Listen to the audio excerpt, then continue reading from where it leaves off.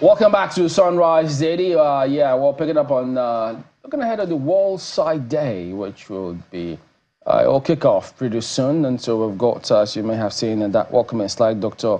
Chibuzo Clement George, who is the chairperson of Nigerian Optometrist Association Rivers State Chapter. Good morning, and thank you for joining us on the program today. Good morning, and thank you for having me. All today. Right. Yeah, so let's talk about this. It's not a subject matter that a lot of people talk about that much, even though, yes, we say the eye is a window to the world. So without that, you know how hugely important it is for us to have that functioning properly. But looking at this year's theme, in fact, some stats very, very concerning. We understand, we don't know if this has changed though, but last time we checked, they said an estimated 4.25 million adults over 40 years are visually impaired in this country. And they say about 1.3 million living with blindness. That certainly raises a lot of concern. So one then wonders, I mean, for professionals like yourself and your association, what's going on with this World Sight Day this time? Thank you once more for having me. The statistics haven't changed. So World Sight Day is a platform for advocacy. It's a platform with WHO and IAPB that have formed to create awareness on the impact of visual impairment in the society at large. So they created the platform of Love Your Eyes. Every year, the second Thursday in October every year is dedicated to the theme Love Your Eyes. And this is an advocacy platform in which we create awareness all over the world on the impact of visual impairment on the society.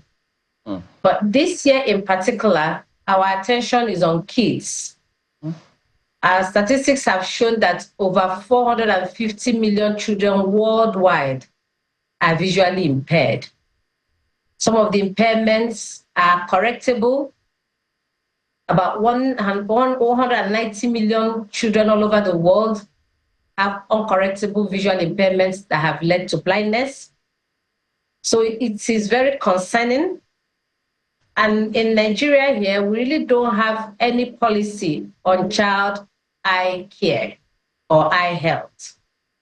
So Nigerian Optometry Association, in collaboration with Rotary Club of Port Harcourt GRA, the Grief Fielders, are using this platform to advocate, create awareness, and plead with government to pay more attention on child eye care and eye health, because it generally impacts their life on the long run, if not properly handled on time. Yeah, I see you say every child deserves the right to a clear and healthy vision. But broadly speaking, what is it that you, probably your association has noticed as to what predominantly gets in the way of us here in the country generally paying attention to our eyes and ensure that it's as healthy as can be? Yeah, we have noticed, well, as an optometrist who have practiced for over 20 years and as a pediatric optometrist, one of the things we have noticed is the myth people have towards eye care and towards wearing glasses. If you check the Nigerian force, before we also partner with Federal Road Safety Commission. If you check most of our public drivers, you notice that they really don't wear glasses. While most of them don't see. So it's just that myth. They believe that when you wear glasses, it's like you don't see or you are blind, and the passengers will not want to patronize you or board your vehicle. So is a myth on the stigma on wearing glasses. Parents think, oh, their child should have a perfect vision. And even when they notice that this child is visually impaired, they believe for miracle to help them take care of that need. So it's very concerning. and also the lack of government policy on visual health. In Nigeria, we've noticed that children are not tested while they are about to enter primary school or even kindergarten. They leave testing of the child's eye to secondary school. But this child has been in school for like 8 years with poor vision and impacting on their education and on their academics. So is the lack of policy in place to say every child should be tested before they get into the kindergarten or primary school instead of secondary school, and poor education on the part of parents. We have a large population of illiterate parents, and then poor economy, like poverty, basically. So when you speak about lack of policy, does that mean that the policy you like to see is such that, broadly speaking, again, is tests almost at every point in time, or what specifically, in addition to what you said, would you want to see as a policy in this country? Yes, the policy, thank you for the question. The policy should be that a child gets tested before entering kindergarten. In fact, the earliest stage a child's eye should be tested is at birth, to make sure that everything is functioning as at that milestone. And after that, at 1 year, the child should also have their eyes tested.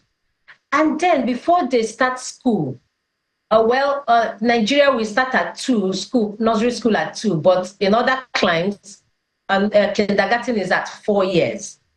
At that point, the child should have their eyes thoroughly and comprehensively checked to make sure that there are no visual impairments, refractive errors, squints, lazy eyes.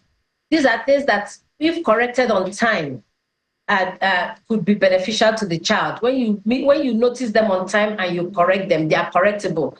But when you have allowed them to fester for long, then sometimes you may not really achieve the best correction. So when I say lack of policy, I mean the age at which the child should have their first eye check should be at minimum 4 years before they enter kindergarten, as is done in other climes. That's very instructive. I mean, I don't know that I'll be described as an illiterate, but at the same time, I didn't know that, it was just regular policy for children to have their eyes checked even before they start school. And I think that in our time today, when you look at how very early on we're beginning to introduce our children to screens, to television screens, to laptops, to tabs, as the case might be. You see many children these days, they're usually with tabs, and we oftentimes do not take into cognizance the effect that this can have on the eyes of our children. I think that what you're saying eventually, makes a lot of sense. But how do we begin to enforce this? Because you have said that, you have a lot of parents who are not literate. You also have a lack of government policy. But a lot of people are also not aware. How are you able to raise the awareness amongst, the general populace that this is something that we should do regularly for our children to help keep their eye health? Thank you so much. That's the essence of this World Sight Day. Even though we are not planning to stop the advocacy today, we're trying to take it to the government, take it to schools, take it to everybody that needs to know that we need to start thinking outside what we're doing now and change policies. The emergence of digital world, the children now are taught digitally, is also bringing with it some disadvantages. We're now having an offshoot of myopia. The prevalence of myopia worldwide is on the increase because of digital use. Most of the children now base their academics, base their life on looking at very short distances, looking at the laptop, looking at the phone, and looking at the desktop. And these are short distance visions. And It does not allow the muscles to look further away. And this is impacting on the axial length of our eyeballs and is leading to an increase in myopia. They are saying that by the year 2050, the world will be having like almost 2 billion people that will be myopic, both children and adults. And also we're having an upsurge of dry eyes. Before, dry eyes used to be a disease for the elderly, for the older people, 50 years and above. But we're having a lot of children now come down with dry eye disease. And is almost like at an epidemic level, even as myopia is going to become an epidemic very soon. So we're using this platform to advocate, to speak to the public, to tell the government that we have to start now to change the policies so that children start on time to assess eye health before it's too late. That's really frightening. I mean, just thinking about the effect of introduction of screen time and the frequency of the screen time that a lot of our children are having, that's really something to worry about, that we'll have, an upsurge in myopia, and we're beginning to see an uptrend in number of people who are reporting dry eyes. But let's talk about how health insurance is also something that discourages many people from wanting to even go to the eye doctor on a normal day. These days, you have a lot of, companies, organizations sign up for health insurance. And in some regards, it's not clear how many people are covered. We still know that, we're still not fully covered in our country with regards to health insurance. And there have been talks around universal basic health care, etc. However, for most people who have some form of health insurance, eye care is not one of the things that is included under health insurance.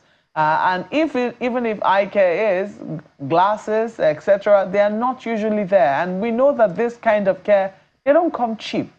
How do we begin to, incorporate eye health as a significant part of health insurance packages? Is that an advocacy that you're also looking into? Thank you.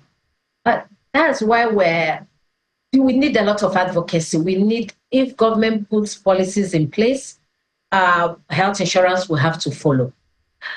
We have health insurance policies that put eye care and eye health on the background. We are not on the front burners. They put other things ahead, and then the coverage for eye is very meager. And even those that are insured, that the people that are insured are actually the working class people who on their own could have been able to afford even the basic eye care. The general population, the general masses are not insured. The people that are not in the workforce, they are not insured. And government will have to look into that. They need to carry the policy to the grassroots, starting from the primary care to the secondary care to the tertiary care, where no one is left behind. That's what we're advocating. We're saying, let no one be left behind in this journey of providing eye care to children. Because any child you leave behind, you're either going to make the child blind from something that could have been corrected. You could make the child blind from a cataract surgery that could have happened as a baby, and he would have regained his sight. You're making the child blind from high myopia, that the child could have just had glasses or contact lenses and he would have regained his life. So we are really advocating that the eye health policy should be domesticated, so that it starts from the grassroots to the secondary level, to the tertiary level. And also, we're also using this medium to tell the insurance companies, the HMOs, the NHIS, that they should improve on what they provide for eye care. Is really, really, really not encouraging. And then, they say every 2 years, but that's not the case. A child cannot wait for 2 years. A child that has progressive myopia cannot wait for 2 years to access care. Some of them, their prescription changes 6 months, 1 year. due to continuous elongation of their axial length. So when you say, oh, you access care once in 2 years, that's really, really not good. That's disadvantaging the children. Okay. Thank you. You know, Doctor, I'm looking at one of the studies of the International Agency for the Prevention of Blindness, that is Nigeria specific. And it's saying that approximately 4.2 children suffer from visual impairments, and that 84% of these cases are preventable or treatable conditions. Now, you've spoken to what agencies of government, you know, healthcare providers can do. How about the parents? What's the role for the parents? Markwe just cited one, screen time for children, you know, that needs to be controlled and all of that. What are some of the conditions that you know, healthcare, eye care conditions that parents need to be aware of, and what they need to do for their children to prevent visual impairments at whatever level? Thank you so much. So for the parents, they should prioritize their child eye health. The same way every year they shop for back to school for their children, eye health should be part of back to school.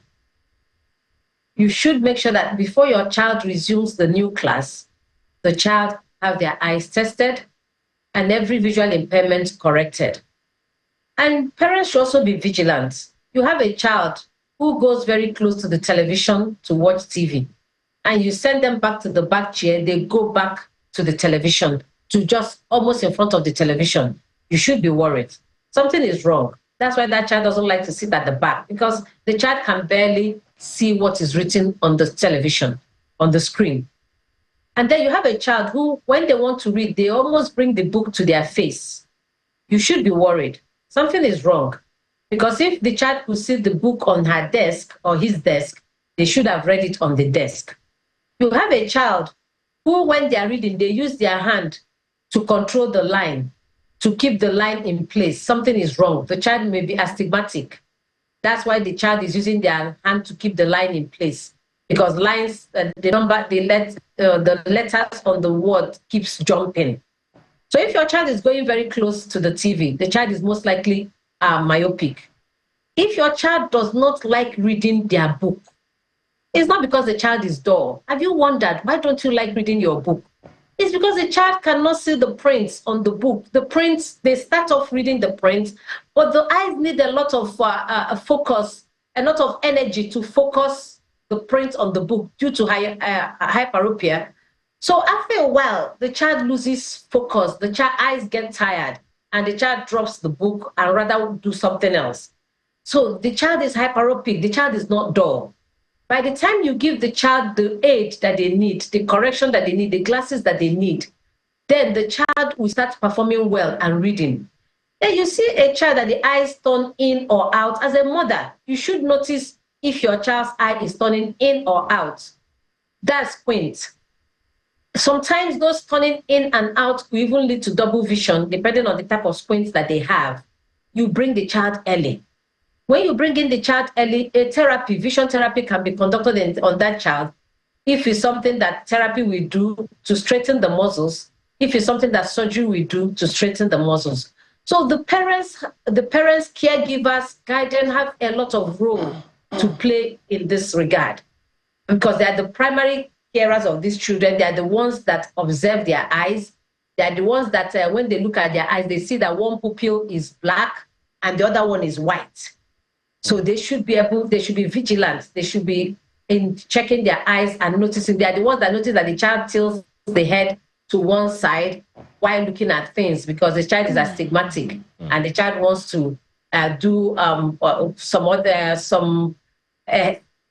some basic maneuvers just to put things straight. So parents have a role to play, especially the ones that are educated, while we carry the message down to the ones that don't have access to care and see how we can mitigate the problem. You know, part of the responsibility of parents is also to provide for their children in terms of what they eat and all of that. So it leads me to the question of what kind of things, foods, that parents should avoid giving their children in the interest of loving their eyes, the eyes of the children. What kind of things should children avoid eating? Should parents avoid giving to their children as a part of this whole process? Okay, thank you so much. You know, these days we're also advocating to go healthy, reduce sodas when children are going to school. Instead of packing up canned drinks, sweetened sodas to them, just give them the natural food, the healthy food, their bananas, the avocado pears, the nuts, the eggs, all the colors of the vegetables, the green, the yellow, the orange vegetables. They are all very healthy for the children. Give them the fish meals. They need their fish in their meals. Just maintain a balanced diet for the children. Anything that is healthy for the body is also healthy for the eyes. We discourage parents from putting some harmful things in the eyes. You have parents, a child's eyes turn red, and then the neighbor tells them that, oh, when my child's eyes were red, I used breast milk. And then they put breast milk. Meanwhile, breast milk is a good medium for bacteria to grow. And if it was a little scratch on the cornea, before you know it, it becomes a big ulcer. And then some people will say, oh, my neighbor used crude oil. Then you have some parents putting crude oil on their baby's eyes because their neighbor used it. And before you know it, the eye is lost, the cornea is gone. So we advocate healthy meals, reduce carbonated drinks for your children, healthy practices, make sure that there are no sharp objects lying around. Your tables don't have sharp edges where the children can fall and hit their eyes on it.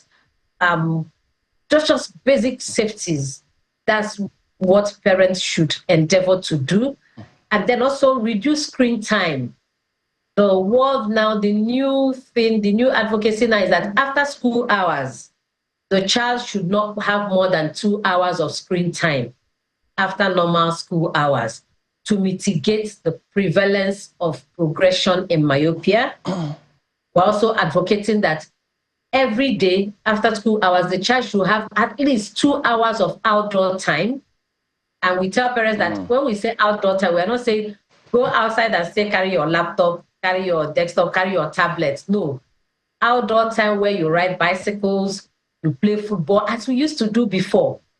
That's also research has shown that it helps to reduce the axial elongation of the axial length that leads to progression in myopia. Thank you. That's why they say wonders never cease. I can't believe people use crude oil for the face. No wonder, but please, people should not even think about that. I want to thank you for coming on this morning, Dr. Chibuzo Clement Josh, the chairperson of Nigerian Optometrist Association, Rivers State. Thank you and all the best. Thank you for having me. All right. So let's go ahead. We'll have some messages, guys, don't we? So, indeed, it does appear we do. We see this first one from Honorable Ademola Alalade, who says, we have leaders in Nigeria, but we don't have leaders who are interested in the progress of Nigeria. Leaders who are interested in the growth of the country. Then they will be fully committed to ensuring things are working the way it should in the country. Well, this one from Prof says the true mark of a leader is a willingness to stick with a bold and collective course of action with strategic planning to embark in an unconventional but effective and unique economic strategy with an uncommon developmental roadmap to better the people's lives. And he goes on and on. Let our leaders interact and govern their citizens in communicating their policies and programs during electioneering campaigns. Then we would have been on our way to economic emancipation where power outages, hunger, poverty, insecurity, unemployment, and inflation are reduced or curtailed. This one is from Festus. He says, The many challenges facing our country today are mainly caused by lack of good leadership in public and private sector. Saying strong leadership is key to fostering innovation, unlocking potential of citizens, and ensuring there are right strategies to drive production and growth. There must be an effective investment in leadership training, both in governance and organizations, regardless of the size, sector, and location. That's the only way, he says, we can achieve sustainable economic prosperity and full potential of every Nigerian and compete successfully in the competitive world. That is from Festus. All right, so there you go. That wraps it up today. We do thank you all for watching. We will see you again next time. I'm Chamberlain, so have yourselves a very lovely day. Well, I do hope that you've learned a thing or two today. Today is Wednesday. I remember telling my daughter, today is Wednesday, and she goes, yeah, that means no cartoon today. She knows that's not till the weekend. So I hope you've learned about, checking the eye health of your children and yours as well. Thank you for watching today. I'm Maokbe Ogun Yusuf. And please don't use crude oil for your eyes again. I'm Makinde. Do have a wonderful rest of your day.